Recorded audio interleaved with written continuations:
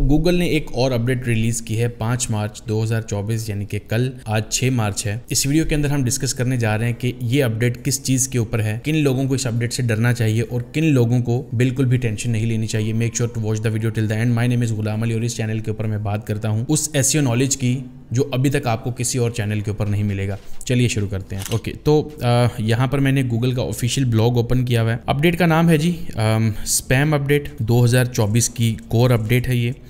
New ways we are tackling spammy low quality content on search. तो ये जो terms हैं स्पैमी एंड लो क्वालिटी, ये थोड़ी सी ब्रॉड टर्म्स हैं। किस तरह से गूगल इनको लेता है आगे चल के मैं आपको एक्सप्लेन करता हूँ। तो थोड़ा सा स्क्रॉल करते हैं यहाँ से। आप मैं लिंक ये डिस्क्रिप्शन में दे दूँगा, आप इसको रीड कर सकते हैं।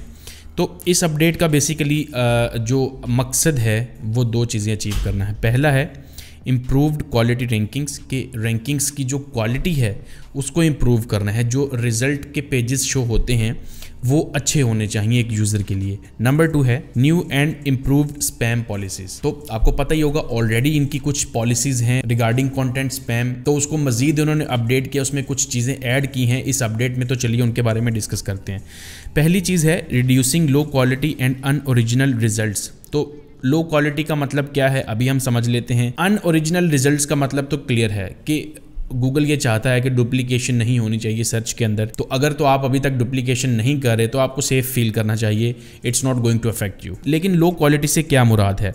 In 2022, we began tuning our ranking systems to reduce unhelpful original content on search and keep it very low levels। तो वो ये कह रहे हैं जी 2022 में हमने अपने रैंकिंग सिस्टम को अपडेट करना शुरू किया और वहाँ से हमने जो सीखा है अब 2024 की इस अपडेट के अंदर हम उसको इम्प्लीमेंट कर रहे हैं। तो वो ये कहते हैं जी कि this update involves refining some of our core ranking systems to help us better understand if web pages are unhelpful. तो पहली चीज़ क्या है कि आपके पेजेस अगर अनहेल्पफुल हैं, पुअर यूज़र एक्सपीरियंस है उनका, तो मैं अपनी वीडियोस के अंदर बात ही किस चीज़ की करता हूँ, हमेशा यूज़र को फर्स्ट प्रायोरिटी देने की बात करता हूँ। Then feel like they were created for search engine instead of people. तो ये जो चीज़ है created for search engine instead of people, इसका मतलब है क्या एक्चुअल में? तो आप जब कोई भी पेज बनाते हैं अपनी वेबसाइट का तो हमारा फर्स्ट जो रीज़न होता है, फर्स्ट फोकस होता है उस पेज को बिल्ड करने का, आप खुद से भी पूछ लेना, वो यही होता है कि सर्च इंजन के ऊपर इसको रैंक करना है किसी तरीके से। तो अगर यूज़र को टारगेट किया जाए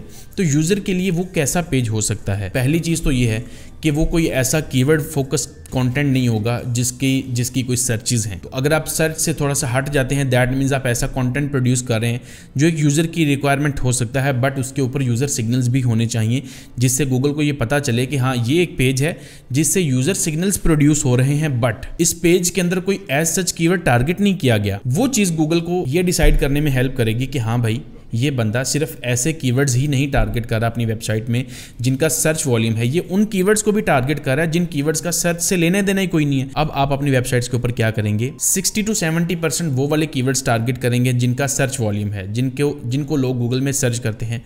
30 to 40% या थोड़ा सा इससे कम रखें, वो कीवर्ड्स होंगे जिनका सर्च से लेना देना कोई नहीं है, सिर्फ एक यूज़र उनको रीड कर सकता है। अब इस तरह का कंटेंट आपकी साइट के ऊपर होना चाहिए अकॉर्डिंग टू दिस अपडेट जो हम रीड करें यहाँ पे। तो आगे रीड करते हैं, we believe these updates will reduce the amount of low quality content. तो इस अपडेट के बाद जो लो क्वालिटी कंटेंट साइट्स होंगी, लो क्वालिटी में क्या आता है, जिनका यूज़र एक्सपीरियंस पुअर है, जिन वेबसाइट्स के ऊपर सिर्फ और सिर्फ सर्च इंजन के लिए ही कंटेंट डाला गया है, यूज़र के लिए नहीं डाला गया, दैट मीन्स कि search dependent keywords based content है वेबसाइट के ऊपर। तो इस अपडेट से 40% तक उन्होंने सर्च इंजन से जो unhelpful low value content, unoriginal content है उसको क्लीन कर दिया। ठीक है, आगे कह रहे हैं जी keeping more spam out of your results. For decades, we have relied on advanced spam fighting systems and spam policies to prevent lowest quality contents from search results. तो यहाँ पे भी आपको एक ही चीज़ समझने में मिलेगी कि भाई गूगल सिर्फ ये चाहता है कि आप किसी तरीके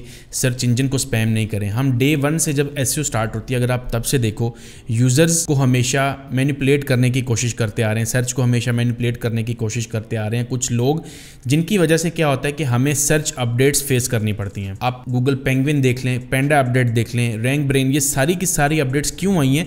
क्योंकि कुछ ग्रुप ऑफ पीपल ऐसे हैं, जो कि छोटा ग्रुप नहीं है, जो सिर्फ ये चाहते हैं कि सर्च को किसी तरीके से मैनिपुलेट किया जा सके ताकि हम पैसा कमा सकें, दैट्स इट। अगली चीज़ है स्केल्ड कंटेंट अब्यूज़। तो ये वर्ड सुन के ही आपको पता चल रहा होगा कि जो कंटेंट स्केल पे प्रोड्यूस होता है, जो अभी रिसेंटली मैंने वीडियो अपने चैनल पे बनाई कि मैंने उसको रिकमेंड भी किया था कि this is not a good practice कि आप AI टूल्स को यूज़ करके एक ही दिन में 1000-2000 आर्टिकल्स प्रोड्यूस कर लो, ठीक है। तो स्केल्ड कंटेंट अब्यूज़ जो सर्च में हो रहा है उस चीज़ के अगेंस्ट ये लोग अपडेट ये भेज रहे हैं, जिसके अंदर ऐसी वेबसाइट्स जिसके ऊपर ये डिटेक्ट करेंगे कि स्केल पे कंटेंट आया है उसको ये सर्च से उड़ा देंगे। तो जब कंटेंट स्केल पे प्रोड्यूस होता है उस कंटेंट की क्वालिटी नहीं होती, उसकी वर्थ बहुत कम होती है, उससे जनरेट होने वाली यूज़र सिग्नल्स एक तो होंगे पुअर। पहली बात, गूगल बहुत कम पेजेस को यूज़र्स के सामने लेके जाएगा जो इस तरह से जनरेटेड होते हैं। गूगल पहले से ही समझ आता है कि ये जो कंटेंट है ये कैसा परफॉर्म करने वाला है सर्च रिजल्ट्स में जाके। तो यहाँ पे एक इंपॉर्टेंट लाइन है जो आपको समझनी चाहिए, producing content at scale to boost search rankings whether automation human और अ कॉम्बिनेशन ऑफ इन्वॉल्व्ड। तो स्केल पे अगर कंटेंट आप बना रहे हैं, चाहे वो AI से है, चाहे वो ह्यूमन रिटन भी है, या दोनों का कॉम्बिनेशन है, वो फ्लॉप होगा।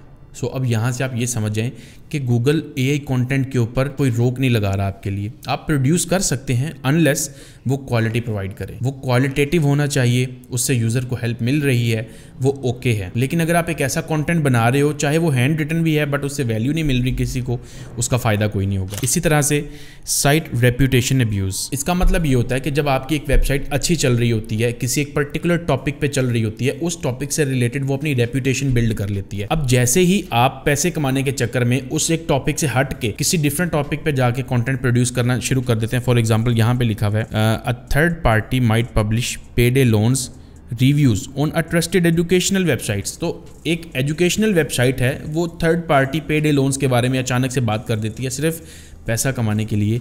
इस चीज को भी अब गूगल पसंद नहीं करेगा। To gain ranking benefits from the site, such content ranking highly on search can confuse और mislead visitors who may have vastly different expectation from the content on a given websites. अब इससे एक चीज clear है, आपकी website जो होगी वो एक पर्टिकुलर टॉपिक के अराउंड गूगल को पता होगा कि ये इस पर्टिकुलर टॉपिक पे अराउंड काम कर रही है। दैट मीन्स आप टॉपिकल अथॉरिटी बिल्ड करके अपनी साइट्स को रैंक जब करते हैं, अब आप जैसे ही उस टॉपिक से हटके किसी दूसरे टॉपिक पे जाओगे, गूगल को पता भी चलेगा और गूगल उसको उस हरकत की वजह से पूरी साइट को डीवैल्यू करेगा। उसकी वजह क्या है कि उस वेबसाइट पर जो आने वाले यूजर्स थे उनको एक रेप्यूटेशन थी उस वेबसाइट की कि यार ये अच्छा काम कर रही है। अगर अच्छा काम करते करते जैसे ही वो मिसलीड करना शुरू करेगी, वो चीज़ गूगल कह रहा है कि प्रॉब्लमेटिक है। एंड फाइनली अगली चीज़ क्या है, expired domain abuse. This is something new. Expired domains are purchased and repurposed with the primary intention of boosting search rankings. So even हम लोग भी यही अभी सिखाते आ रहे हैं, खुद भी सिखा रहे हैं, ऐसा कोई नहीं है। बट राइट नाउ गूगल इस चीज़ को कह रहा है जी कि ये अब्यूज़ है, आपने इसको नहीं करना। Rankings of unoriginal content, this can mislead users into thinking the new content is part of the older site which may not be the case.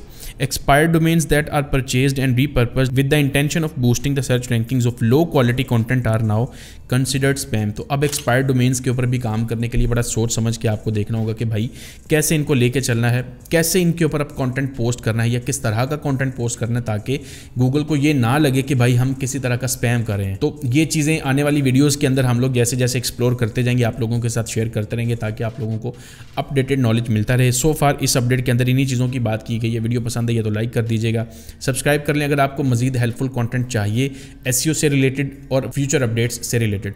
मिलते हैं अगली वीडियो में, तब तक के लिए अल्लाह हाफिज़।